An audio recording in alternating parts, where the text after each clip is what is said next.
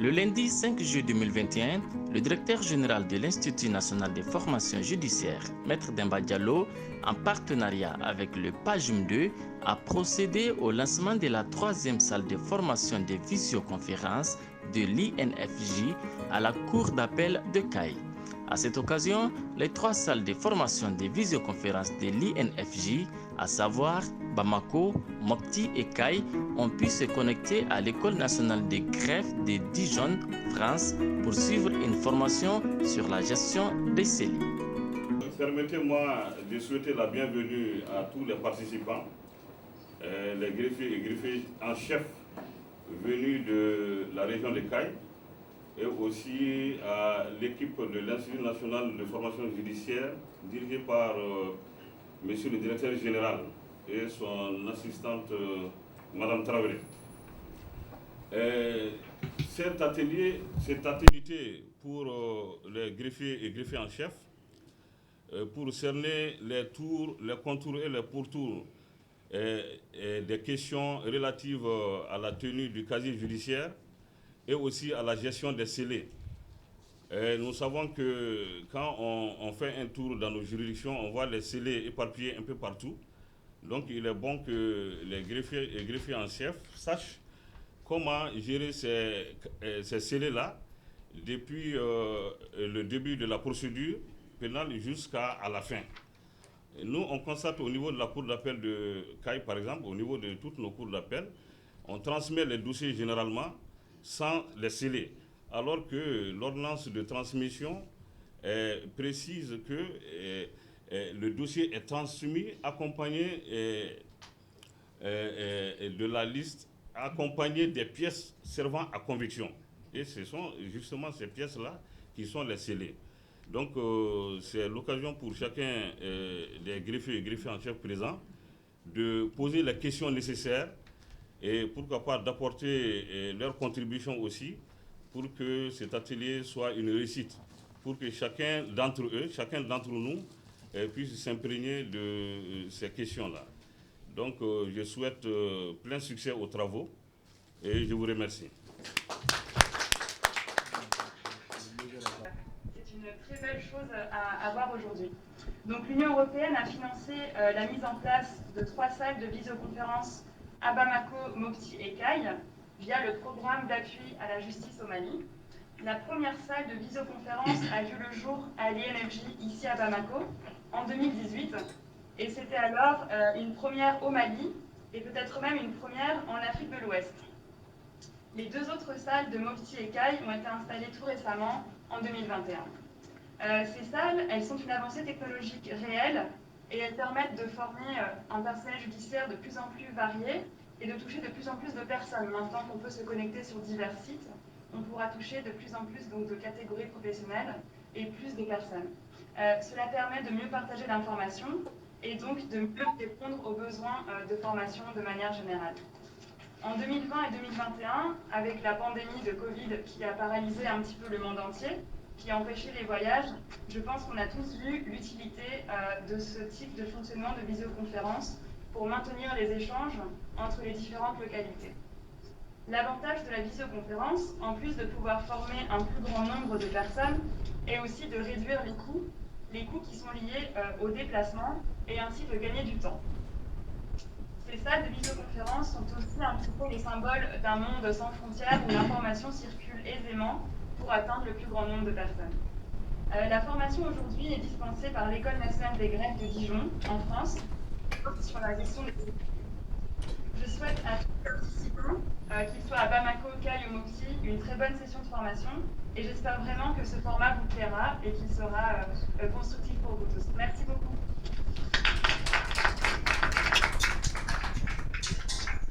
De la cour d'appel de Caille, à l'occasion de la cérémonie officielle d'inauguration de la salle de visioconférence de l'INFJ à Caille, financée intégralement par l'Union européenne à travers le programme d'appui à la justice au Mali, PAJUM, et du lancement de notre programme de téléenseignement à Caille.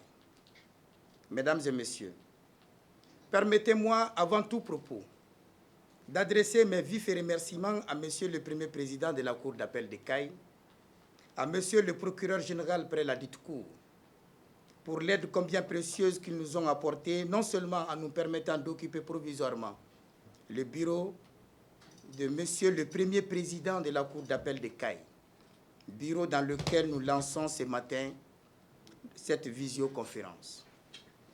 Nous cédons votre bureau pendant 2 jours, Monsieur le Premier Président, parce que pour vous, pour Monsieur le procureur général qui était avec nous toute la journée de dimanche, depuis l'aéroport de Caille, et qui a supervisé les travaux de réinstallation de notre outil de visioconférence dans le bureau de Monsieur le Premier Président, aucun sacrifice n'est grand lorsqu'il s'agit de la formation et du perfectionnement de vos agents. Ceci est la preuve, Monsieur le Premier Président, Monsieur le Procureur général, de votre engagement indéfectible et de votre souci permanent à assurer une bonne formation à vos agents. Ils ont tenu ce matin à nous honorer de leur distinguée présence malgré un agenda que je sais très largement chargé. Mes remerciements vont à l'endroit des différents chefs de juridiction et de parquet de la région de Caille, à messieurs les conseillers, à monsieur l'avocat général, à messieurs les substituts généraux de la Cour d'appel de Caille, à l'ensemble des magistrats du ressort de la Cour d'appel de Caille, à madame la greffière en chef du tribunal de grande instance de Caille, du tribunal, monsieur le greffier en chef du tribunal de commerce, monsieur le greffier en chef du tribunal administratif de Caille, messieurs les greffiers en chef des tribunaux d'instance de Kenyeba, Yelimane, Djéné, Djema, Nyoro et Bafoulamé, à l'ensemble des greffiers du ressort de la Cour d'appel de Caille pour leur mobilisation, leur disponibilité et toute l'assistance nécessaire dont nous avons bénéficié pour mener à bien ce projet. Mesdames et messieurs, comme la semaine dernière à Mopti, je ne cesserai chaque fois que l'occasion m'est donnée, au nom de Monsieur le ministre de la Justice, des Droits de l'Homme, garde des Sceaux, Monsieur Mamoudou Kassogué, de remercier l'ensemble de nos partenaires techniques et financiers, et plus spécifiquement l'Union européenne à travers le programme d'appui à la justice pour l'aide combien précieuse qu'il ne cesse d'apporter à notre école. À la suite de mes remerciements, adressés la semaine dernière à son Excellence, Monsieur l'ambassadeur représentant la délégation de l'Union européenne, je voudrais ce matin tout particulièrement remercier Madame Sarah Velude, chargée de programme justice, section économie et gouvernance de la délégation de l'Union européenne au Mali, pour sa constante disponibilité, sa grande maîtrise du projet PAJIM, sa modestie et sa grande courtoisie qui ont fait d'elle un visage familier du monde de la justice malienne. Je voudrais exprimer ici une conviction personnelle. Je suis persuadé que sans votre engagement, Madame Velude, celui de toute votre équipe et du chef de votre département, le PAJIM 2 n'aurait certainement pas vu le jour. Une quête, Madame Velude. Soyez notre porte-parole auprès de l'ensemble de vos collaborateurs à qui je transmets, au nom du ministre de la Justice, des Droits de l'Homme, garde des Sceaux, nos vifs remerciements pour leur engagement auprès de la justice malienne. Je voudrais remercier toute l'équipe de la CONFED, la cellule d'appui à l'ordinateur national du FED, avec à sa tête M. Sidiki Kone, ses collaborateurs M. Amadou Angouiba et M. Samba Soumaré pour leur constante sollicitude. Comme la semaine dernière, je vais encore remercier tous ceux qui, de près ou de loin, ont contribué à la réussite de ce projet. Je pense à l'équipe d'expertise France au Mali et en France, aux différentes équipes dans les grandes écoles de France, nos partenaires. Je salue leur engagement constant auprès de l'Institut. Avec ce projet de modernisation de la justice malienne, la visioconférence nous permet déjà d'engranger quelques victoires, mais nous en gagnerons d'autres, parce que le PAJIM est un programme pertinent, adapté, et qui apporte des réponses réelles à nos besoins, afin de rendre la justice plus crédible au service des populations. Mesdames et messieurs, la semaine dernière à Mopti, dans mon discours, Décidément, j'en fais un discours fétiche. Que non, loin de là. J'y fais référence par souci de ne pas me répéter. Je m'étais interrogé sur la qualité de notre justice. La détérioration du lien de confiance des citoyens envers la justice. J'avais insisté sur le fait que les citoyens avaient des attentes de plus en plus élevées à l'égard du comportement des acteurs de la justice. Il faudrait que nous soyons clairs. Quand je parle des acteurs de la justice, il ne s'agit pas seulement des magistrats et des greffiers, mais de l'ensemble des professionnels qui concourent à l'action de justice. Notaires, avocats, huissiers, commissaires de justice, officiers et agents de police judiciaire, etc. Aujourd'hui, je m'interroge sur l'éthique au sein de la justice. Parce que l'éthique constitue la valeur fondamentale, un élément clé pour rétablir et raffermir la confiance des citoyens dans leur justice. C'est le meilleur investissement dont a besoin notre justice. J'invite chaque acteur de la justice à y réfléchir sérieusement. Mais ce sur quoi je ne m'interroge plus, c'est bien la pertinence du choix de l'acquisition de cet outil de visioconférence à Bamako, à Mopti et à Kai. Oui, il s'agit d'un choix pertinent, parce que la visioconférence pour l'Institut ne constitue pas une expérimentation d'une technologie en phase d'évolution, mais bel et bien un équipement pérenne qui s'inscrit dans une politique de redynamisation de notre institut. C'est pourquoi je ne cesserai de le répéter que pour un institut comme le nôtre, avec des ressources financières limitées, le recours à cette technologie nouvelle relève de la stratégie.